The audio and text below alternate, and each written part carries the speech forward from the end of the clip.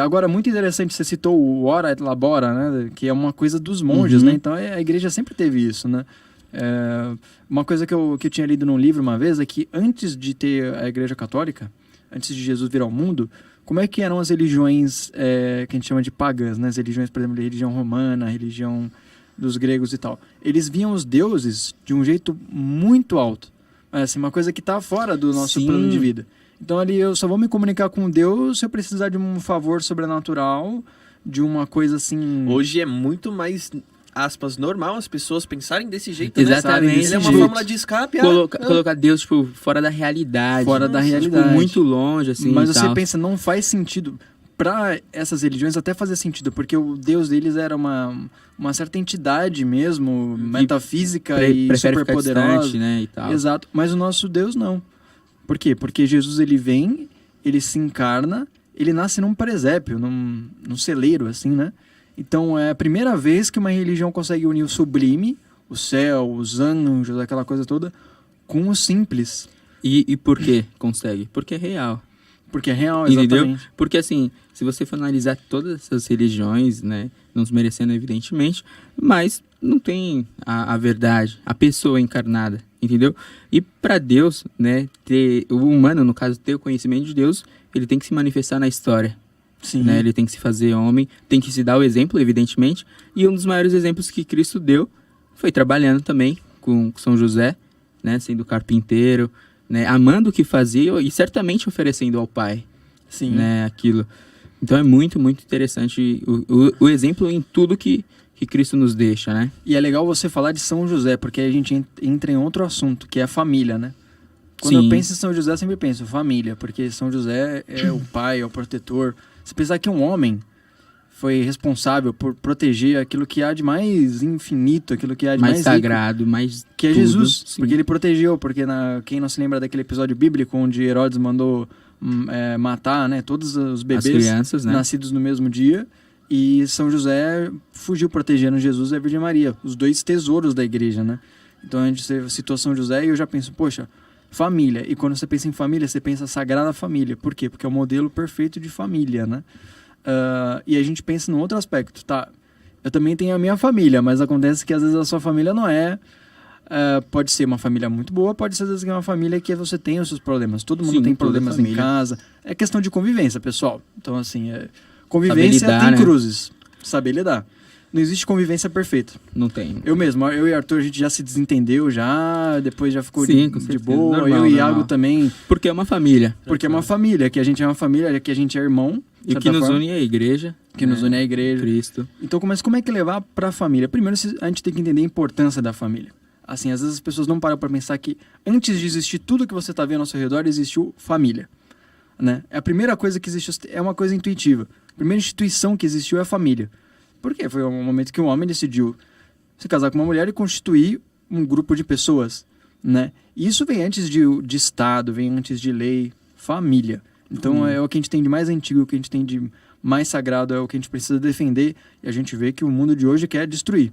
E aquilo que Deus sempre teve como sonho, né? Se a gente for analisar assim, ele também teve a família, né? Como você mencionou também. Então é o que a gente deve preservar, amar, cuidar, né? E também, talvez, né, mesmo que não seja um espelho, mas transformar, né, através das virtudes, né, essa família como uma família espelho. Né? Isso, exatamente. Por exemplo, se a gente pega o exemplo de Nosso Senhor e Nossa Senhora e São José lá em Belém, sem estrutura nenhuma, sem dinheiro nenhum, a gente vê, né, pelo fato de Nosso Senhor Jesus Cristo ser virtuoso, ser Deus, lógico, né, a Virgem Maria por ser perfeita também, que não basta ser a gente não basta ser rico, né, para ter a virtude, para ser feliz, né? Então, também para se santificar não precisa do dinheiro. Então, é o que deve ser, né, vasculhado cada vez mais esse lance assim, né, do amor com a família, né, da relação com seu pai, com a sua mãe, né, o respeito também e o exemplo que você deve ter. A família é importantíssima e a gente às vezes pensa, poxa, você é ouvinte que está me escutando, se você é um pai de família, né? Então, o que você pode fazer de fato? O que eu posso recomendar aqui? Eu não sou um pai de família, eu não sou um exemplo disso, mas o que eu acho que seria legal, talvez. Poxa, vocês rezam terço? Juntos? Se não rezam, comece a rezar. Acho que é o primeiro passo, né? Começa a falar, poxa, hoje a gente pode rezar aqui 15 minutinhos, um terço, todo mundo junto. Sim. Olha, eu já vi muitos testemunhos incríveis de quando uma família começa a rezar junto, é uma coisa que vem graças o ambiente familiar muda completamente. Ah, o casamento estava ruim, melhorou, estava com problema com o filho se uniu, então faça essa experiência.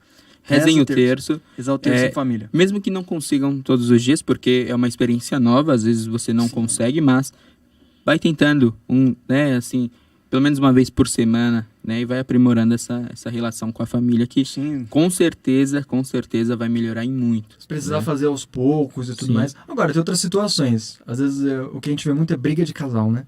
Sim. Poxa, às vezes é uma questão de ego também, às vezes é uma questão de, poxa, aguentar. Ah, mas ela sempre quer estar certa.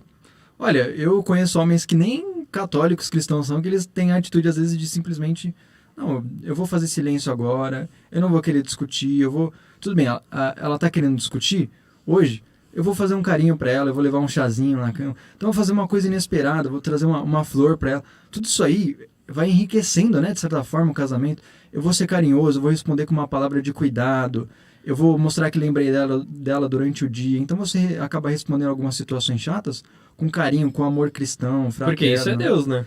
Isso é Deus. É entregar sem esperar de volta. Exatamente. Entregar sem esperar de volta. Esse gancho que vocês pegaram de relacionamento, de família, é uma coisa muito interessante, né? Porque a família, como você disse, foi o primórdio de tudo, né? A primeira família criada e depois vieram as experiências com a família criada. Então, é muito interessante que eu sempre dou um exemplo muito legal que eu gosto de tirar para mim, né? Eu aprendi isso com um dos terapeutas que eu conheci. E ele diz que o fato não é você ter a bola de futebol. O fato legal é você jogar com todo mundo. Por que você não quer a bola? Você não quer o objeto. Você quer a felicidade que o objeto pode te proporcionar. E assim sucessivamente com todas as outras coisas. Então, a maioria das vezes nesses relacionamentos assim, é muito comum a gente ver a mulher toda estressada ou o cara todo estressado. A gente não consegue ver uma parte mais balanceada disso. Até onde o orgulho ou o ego pode afetar uma vaidade, né? Até a vaidade de, por exemplo, reconhecer que está errado ou reconhecer que está certo. Porque isso é da mesma forma, né? O fato não é a briga. O fato é que não é necessário brigar. Entende? Todo esse conceito, né, de pessoa para pessoa, esses relacionamentos que a gente vê dentro da igreja, a gente vê interpessoalmente, até os nossos relacionamentos com nós mesmos. Então, que nem a gente fala do serviço, muitas vezes você mesmo disse, Paulinho, hoje eu não fiz um serviço tão excelente assim. Às vezes você não está tão excelente assim. E como oferecer isso para outra pessoa? Como a gente vai oferecer a Deus para alguém que não conhece? Sendo a coisa mais maravilhosa do mundo. Como levar essa coisa mais maravilhosa do mundo para alguém que não tem essa experiência. Não tem essa e também experiência. Tem que ter muito cuidado para não ser invasivo, né? Porque a forma como você fala, às vezes pode refletir no futuro que, ela vai ficar meio assim, aquela pessoa que vai na igreja todo dia. Era para ser diferente, né? Era para falar com mais docilidade e tal, né? Não seria tão agressiva, né? Então não foi legal a experiência a princípio. Então, a gente até recomenda, né? Quando a gente vai fazer, né?